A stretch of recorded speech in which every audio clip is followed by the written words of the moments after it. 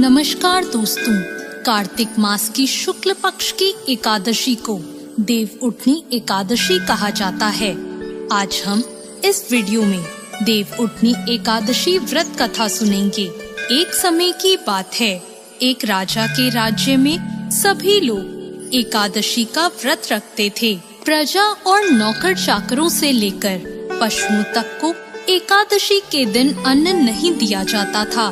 एक दिन किसी दूसरे राज्य से एक व्यक्ति राजा के पास आकर बोला, महाराज कृपा करके मुझे नौकरी पर रख लें। तब राजा ने उसके सामने एक शर्त रखी कि ठीक है रख लूंगा, लेकिन रोज तो तुम्हें खाने को सब कुछ मिलेगा, लेकिन एकादशी को अन्न का एक भी दाना नहीं मिलेगा।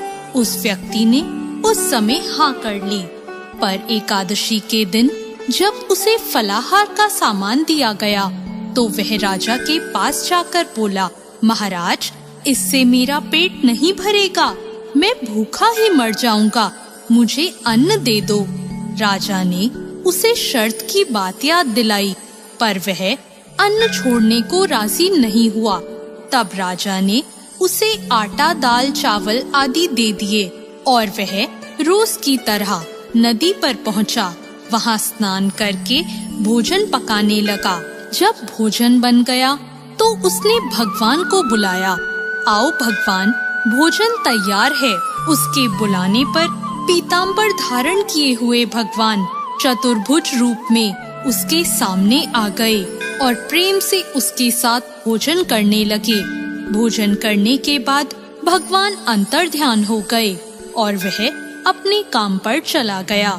15 दिन बाद अगली एकादशी को वह राजा से कहने लगा, महाराज मुझे दुगना सामान दीजिए, उस दिन तो मैं भूखा ही रह गया।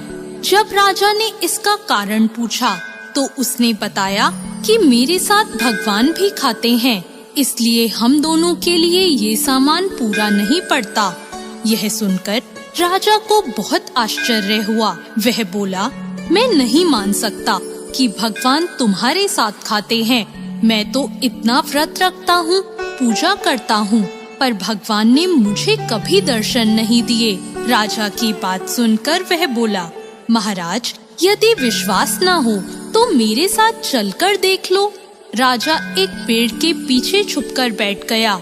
उस व्यक्ति ने भोजन बनाया और भगवान को शाम तक पुकारता रहा, परंतु भगवान नहीं आए।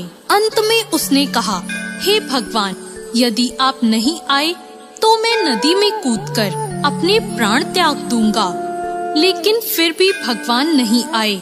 जब वह प्राण त्यागने के उद्देश्य से नदी की तरफ बढ़ा और प्राण त्यागने का उसका दृढ़ इरादा जानकर भगवान शीघ्र ही प्रकट हो गए और उन्होंने उसे रोक लिया और उसके साथ बैठकर भोजन करने लगे।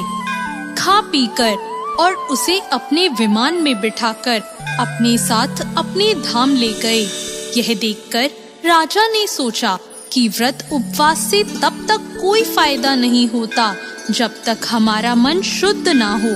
इससे राजा को ज्ञान मिला। वह भी सच्चे मन से व्रत और उपवास करने लगा और अंत में स्वर्ग को प्राप्त हुआ।